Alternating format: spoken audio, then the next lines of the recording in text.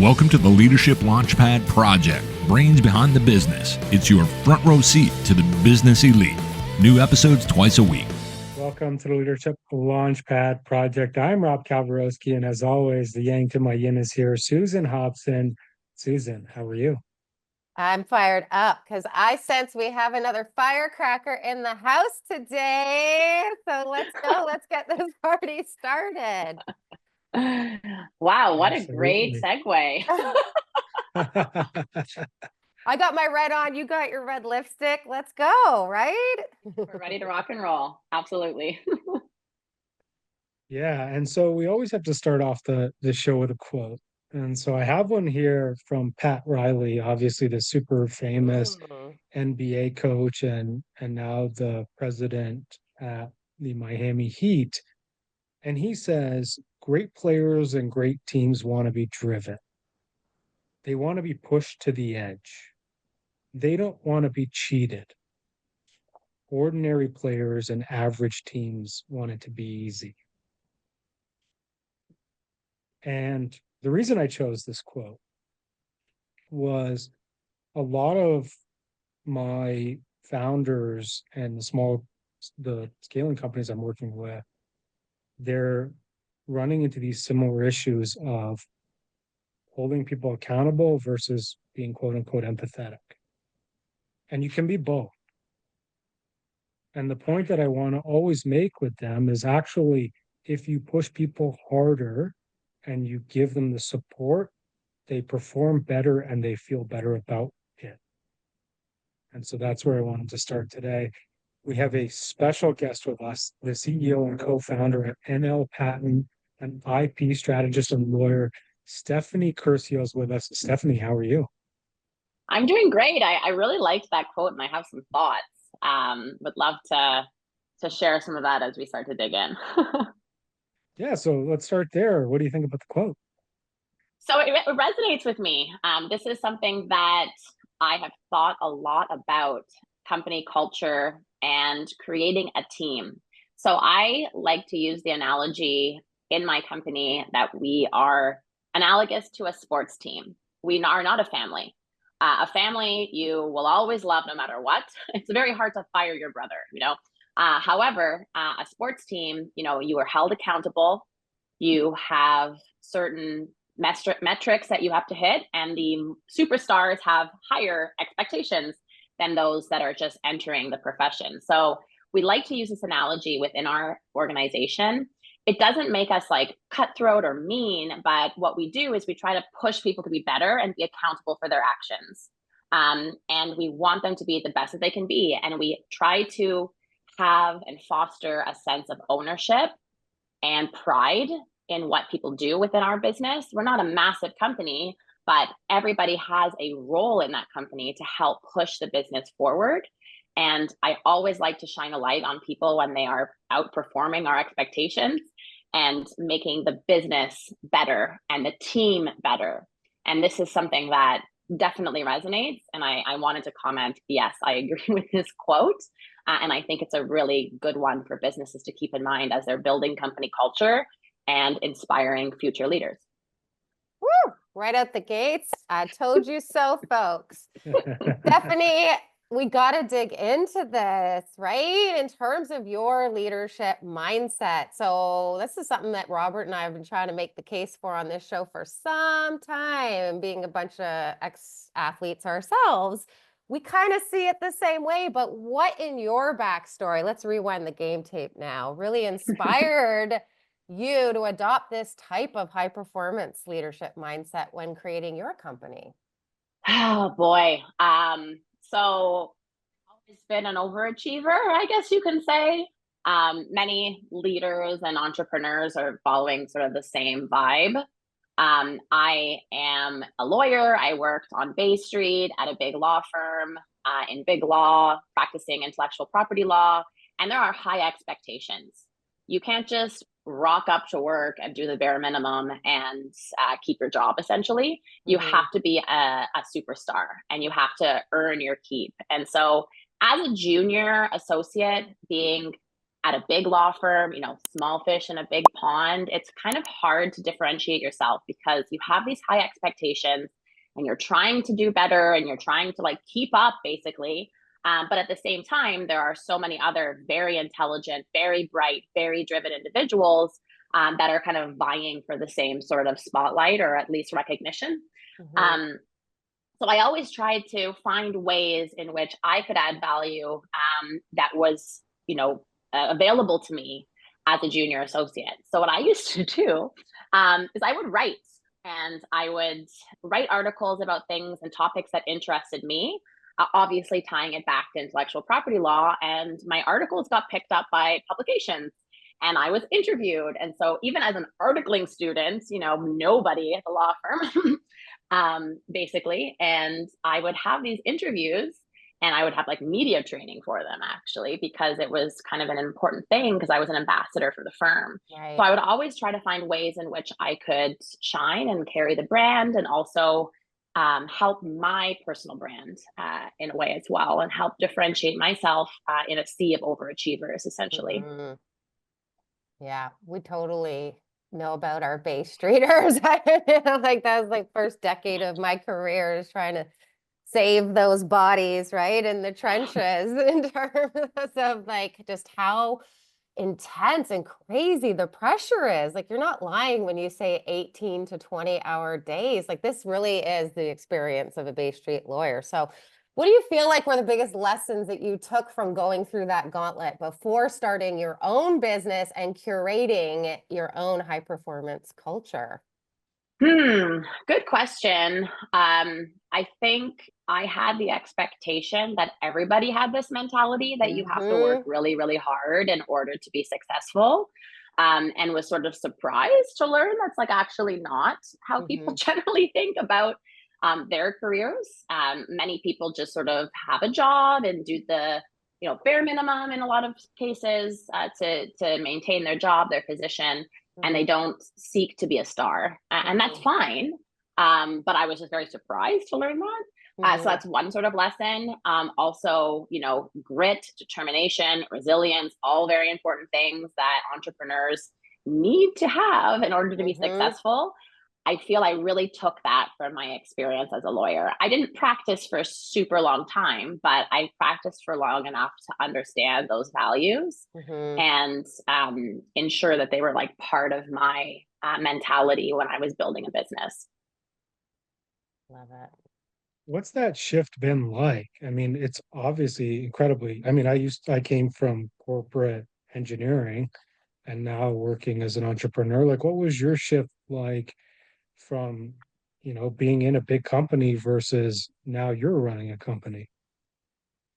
It was really hard in so many ways, not for nothing. I went from making a Bay Street salary to making $0, which was, surprise, husband. You thought you were marrying a Bay Street lawyer, and then a little switcheroo. I'm now, going to make no money for a while and follow a dream. So that was tough in and of itself.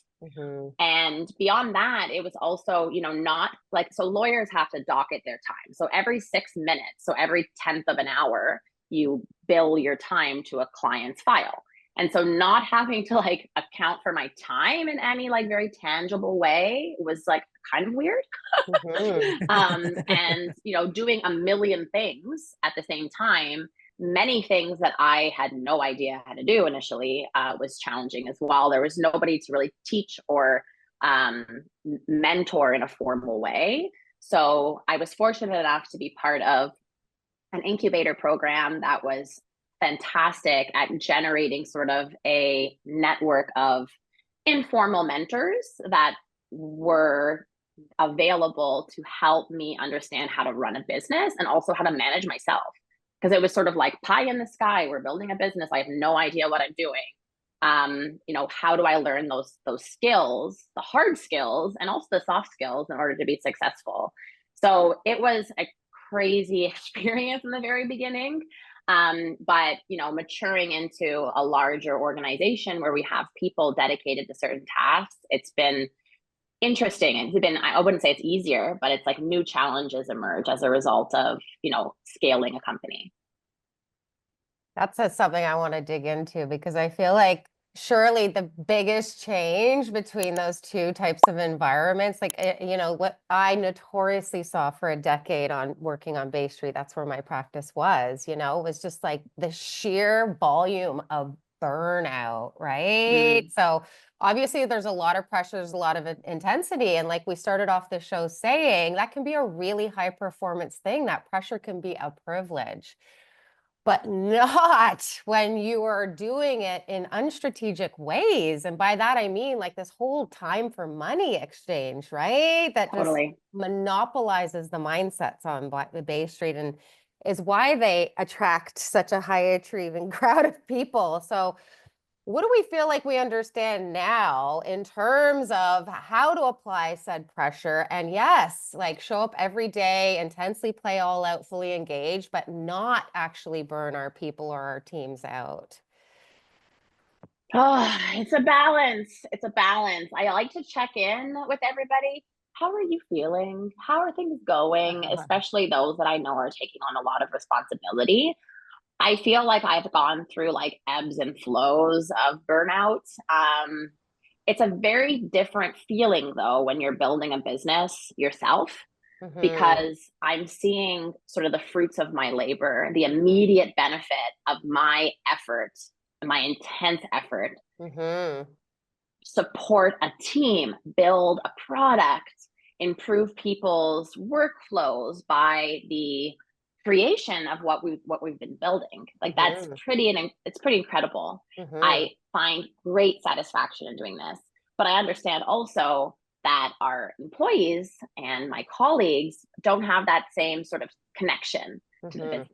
I definitely try to get them inspired by what we're building, and I think they all are, frankly. We do a lot of team building. We do have a lot of lines of communication. I believe that everybody in the team understands the value and sees that we are, you know, contributing meaningfully to society at large in a lot of ways, with respect to innovation and intellectual property, which certainly I'm sure we'll get into a little bit later. But basically, ensuring people like check in, how are you doing? How are you feeling? And then continue to instill this sense of pride, ownership, accountability, in a positive way is essential to prevent people from burning out, in my view. I also encourage people to take time off, to take vacations, to do what they need to do. And I do not micromanage people. You know, if you need to have an appointment, you know, that's okay. If you need to take an afternoon, that's okay.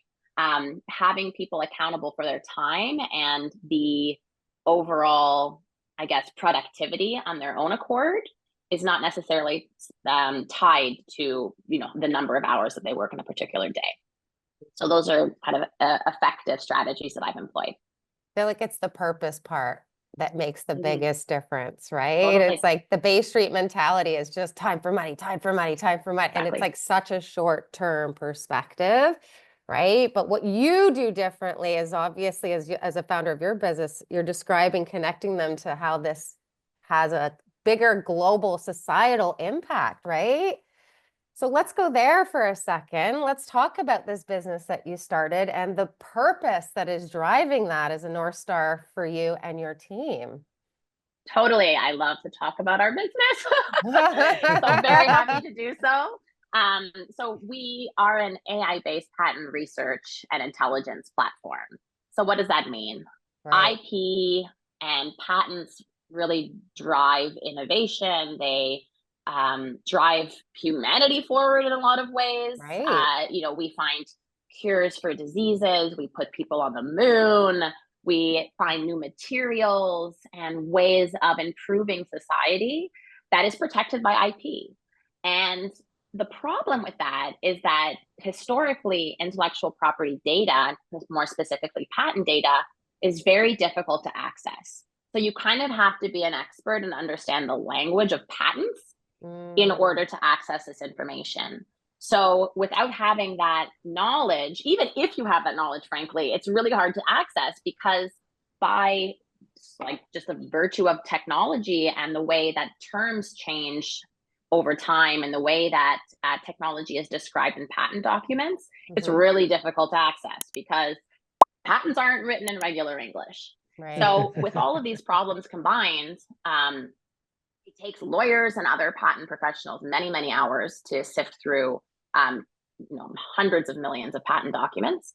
And it's basically inaccessible to somebody who doesn't understand patentees, as we like to call it. So we've developed a system that allows individuals to input a natural language description of what they're looking for. Our AI system reads that block of text, understands what the person is getting at by that description, and then searches our database of what are we at, 126 million patent documents in a fraction of a second to generate conceptually similar results. It's iterative, so it learns from you as you use it, and it explains things to you, which is really important. It's not just like, oh, here's a list of patent documents that you still have to read in detail. It actually explains the sections that you might want to consider mapped to the key components or features of the invention that you're describing. So that's like very broad strokes what our product does at this time. We sell to law firms, obviously, corporations, and universities as well as a number of other sort of fringe, I guess, client bases like innovation consultants and others that touch the IP space. Right. That's product one, and we're building additional product lines right now, which is sort of in stealth mode. But yeah, that's what we talk do. about that here. Don't worry. Not yet. I mean, Stephanie, the question that everyone's thinking is, how many 6-minute blocks have you saved? Yeah. Many, and then people think like, oh, but do lawyers want to do that? Don't you want to bill more time? But actually, no, they don't want to bill more time like reading irrelevant patent documents. They want to bill more time forming opinions on what they're reading rather than doing this grunt work of this super tedious manual task. So we are improving lives across the board. I love it. Now let's talk about this from the global context, right? Is patents affect the world and technology and growth and businesses over time.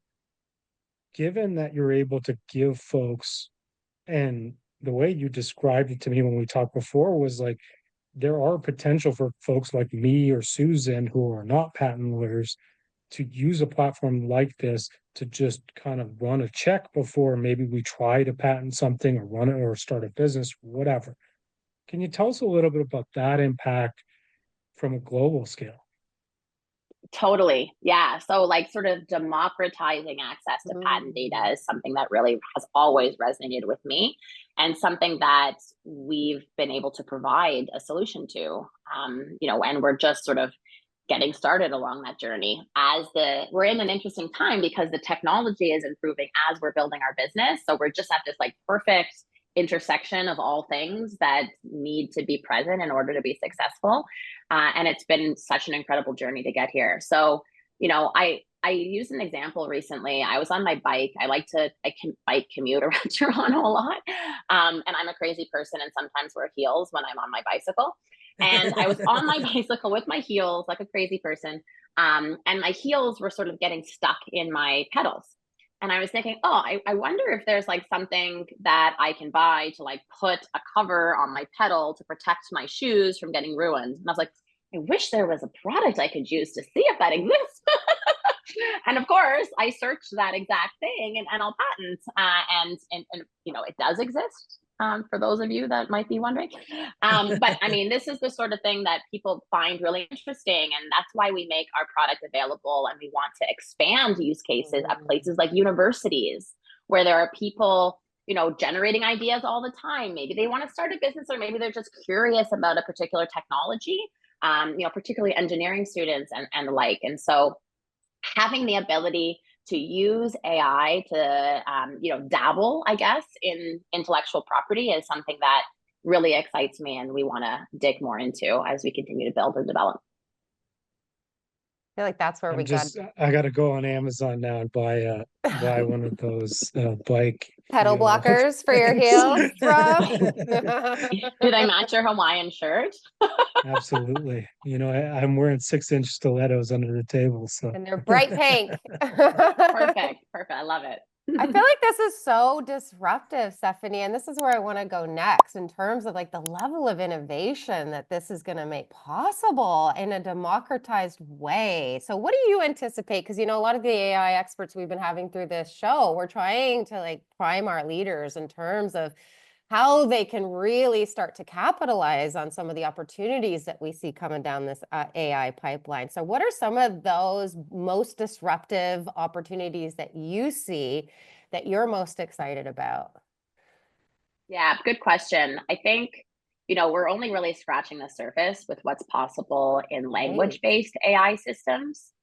So this is like the wave that we're in right now that was made popular through the advent, of course, of ChatGPT and everybody's familiarity with what a large language model could generate in terms of understanding and dissecting text and generating text. So, I mean, this is really the beginning. What is going to become more and more possible as we continue on this journey and sort of remains to be seen, frankly. There are so many interesting avenues to continue to explore and develop more domain specific language models to solve domain specific problems. So this is what we do, of course, right? We have a domain specific large language model to understand patent data and reapplying or sort of repurposing that model, I should say, to different aspects of the patent process is what we are doing as we're building and continuing to develop the company. And this is true across different industries. Using a generic language model like OpenAI or one of the off-the-shelf or open source models is great, but it's just general knowledge. Right. So if you want a system to be an expert and understand the minutia of a particular domain, you need these domain specific models, and we're going to continue to see this develop over time. And of course, also the dissemination broadly of language-based AI systems is going to continue. We saw in the beginning some like interesting, questionable trade secret misappropriation or other sort of security or data security related issues. But I think people are becoming a little wiser to understanding what is and what isn't appropriate to input into a model. And developing either their own models or having a private instance that they can use internally for confidential information within organizations. So this is something that we're going to for sure continue to see. Amazing. Stephanie, getting back to some of the leadership stuff that you're doing, do you have any advice for listeners out there who are also running a business like you and how to create those high performance teams? Yeah, I mean, going back to what we were talking about before is just instilling a sense of ownership and pride, and also recognizing individuals for excelling and putting in the time to actually see a meaningful move in the needle within the business. That's something that I always try to do. And, beyond that, I think, having a network of mentors as a leader yourself, other leaders that may be at different companies or different stages or, completely different industries is really, really important to understand, okay, what's working for you or what didn't work for you. And just because something's working or not working for one business doesn't mean it's not going to work or work for yours. However, having that learning and that, primed knowledge is essential, frankly, so that you don't, make, obvious mistakes in the journey of creating a company and culture. I feel like that piece around the mentorship is so crucial and requisite, especially if you're coming out of corporate and doing this founder startup scale up for the first time. So what are some of the most sage wisdom and advice that you've received from your network of mentors that you feel like us and our audience could most benefit from hearing? I have to think about that. I have received lots of little tidbits along Or the even way. just learning from the models that they set that even inspired you to want to see them as mentors in the first place. Because I feel like some of that backdraft is also where we gain that wisdom and that knowledge from our mentors, right? Totally. So, understanding and creating a robust and kind of tough love almost culture within an organization is something that I really aspire to do. And that really came from one of my primary mentors who runs a tight ship, but lots of accountability and lots of recognition when it's due. Is the way to, frankly, again, just inspire confidence within your business and then drive the business forward. So, seeing how one of my mentors created this company culture around that of like tough but fair is something that really resonated with me and what I aspire to do to replicate in my organization. I love it. We talk a lot about that, eh, Rob? Is like challenge actually is how you show somebody that you care. Holding them accountable is also an expression of care because it goes back to where we started and what you said off the hop, right? Is like you challenging them and holding them accountable because you believe in their greatness and excellence, right? Is you caring about what's best for them in terms of their potential. Totally. And we don't just, have a very light hiring process either. We look for exceptional people to build our business because we believe that our business is exceptional and requires exceptional individuals in order to push the business forward. I didn't, sacrifice tremendously to build a mediocre business. We aspire to be great and we need greatness in order to achieve greatness, frankly. So at least at this stage of our business, I've heard things start to change a little bit as you grow beyond roughly like 20 employees. Not quite there yet, but I look forward to seeing where we are, but also laying the foundation early so that we're not blindsided by a bloated organization that people don't find they don't feel pride about being part of. It's something I want to sort of make sure that we have in place before we get to a larger size. Amazing. Everyone out there, if you want to find more about NL Patent, just nlpatent.com. It's in the podcast notes. If you want to connect with Stephanie, I've dropped her LinkedIn in the podcast notes. Stephanie, is there anywhere else you want folks to find you? That's about it. I feel like those are great places. I'm super active on LinkedIn, talking a lot about various things, mostly about intellectual property and patents and AI, Cal Surprise. But it's a really interesting and fascinating space, and I would love for those out there to engage with our content and follow me, connect with me, message me, etc. Absolutely. And now we have to ask you the biggest question that we always like to ask every leader that comes on this show. Can you tell us about the pink camel in the background? I'll get it.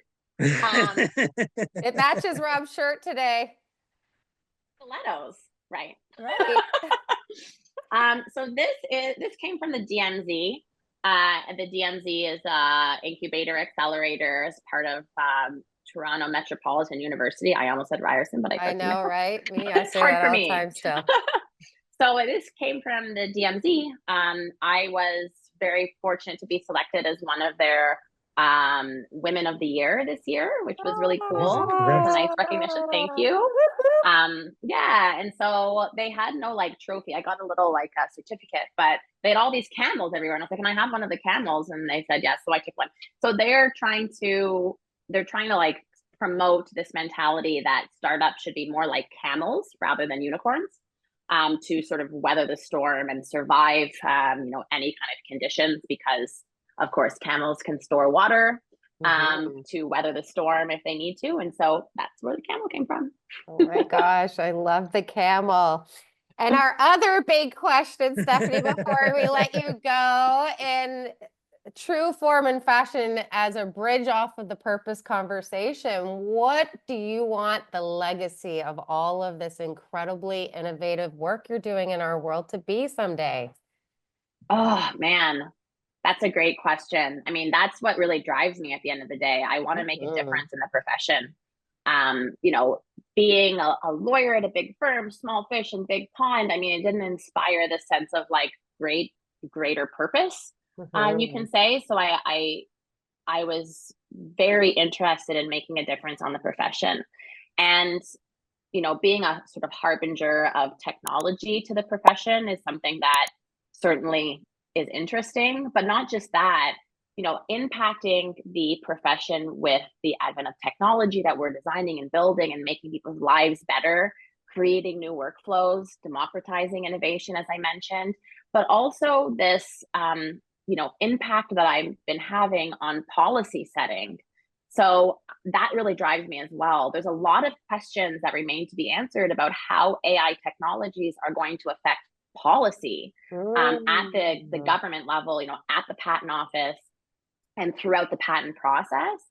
And I've been really lucky to have a seat at the table in these discussions, providing my own opinion and also like just hearing others, that are way more experienced in the profession than I am about how technology might impact, you know, even patent litigation down the line. So it's been incredible, kind of the all of the effects that me taking a crazy chance on building a business has had on me personally, and this sort of, I guess, legacy that I'm able to leave on the profession, which I'm eternally grateful for. It's so cool. And that's the nature of following your path. And it gives you that impact that you never would have had playing it small. And that's exactly what Pat Riley started off the show with, right? Is taking yourself and not choosing an easy route is the way that you leave a legacy. Amazing interview, Stephanie. It's been an absolute pleasure to have you on the show. Susan, where do you want to land the plane this week? Stephanie, tell our audience how old you are, if you I am don't mind. 36. She's You're 36.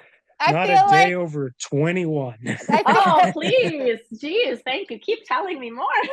I feel like this is where I want to land this plane. I see a through line. She's like the second youngest guest we've had on this new version of our show, Brains Behind the Business, the second youngest founder, right? Who's also talking about how she uses purpose, right? To be that North Star that actually gets everybody on side with this high performance culture that she surely has become an expert in understanding how to curate. I'm just so inspired by our next generation of leaders, right? This is something we spent our day job, day in and day out in these trenches, working to disrupt and innovate ourselves, are the mindsets, right? At the helms of all of these businesses out in the world. And so often, even when we ask that legacy question, you know, it's like something that people have never really thought about from the older school, older generations that we see. So I don't know about you, Rob, but I am really starting to get excited about this new class of leaders that's coming up behind us. This is everything that we're on a mission to do here at the Leadership Launchpad Project, is change the way this game is being played forever through everything we spoke about today. So thank you, Stephanie, for coming in and adding more proof and evidence to our case. This was So excellent. cool. Thank you so Mhm. much for having me. I really enjoyed our conversation. Really appreciate you inviting me on. Yeah, thank Thank you. you. And for me, with the earlier episode of Kyle, which would have come out a few days ago, and exactly what Stephanie was saying, talking about the pink camel, right? Is gone are the days of this flush environment full of investment cash and the venture capital. Well, I burned through it, so I'll just raise another $50 million, right? Like there was a joke when I was at MIT where it was just like, you know, you just have this degree, you can just go raise 100 million and launch a business. Mhm. Obviously, then 2008 happened, and it was Yeah, a right. little different. But that's where we're seeing folks go, right? And with all our young founders that we've had on since the new business, Aiden Fina, Mhm. Dennis Goria, Thomas LeMaguire, Eric Roselli, like all these guys, they're all showing the same concept, right? It's we're creating a great business, we're running it lean, we're pushing our people, we're building. Mhm. And it's so refreshing and different to see compared to, you know, what you would have seen in early 2000s where it's let's raise 100 million and just Mhm. like Yeah. and so Stephanie, yeah, absolutely incredible to have you on the show. Nothing but success for your business. I really love also just in the incredible amount of disruption that it's going to make and is Mhm. making. Yeah, thanks for joining us. Awesome. Yeah, I love those final points. And yeah, thank you so much again for having me and letting me share some of the little bits of wisdom that I've been able to collect over the years that almost all sort of came from greater leaders than me. Give yourself some more credit, please. In the coaching I moment. mean, yeah, well, it's like trial and error, you know, and so hearing what has worked for others and then sort of Mhm. workshopping it is really the only way to build a successful company. And so, yeah, thank you Amen. so much, and really appreciated chatting with you today. Absolutely, everyone. Thank you so much for listening, and we'll see you all soon. Bye, everyone.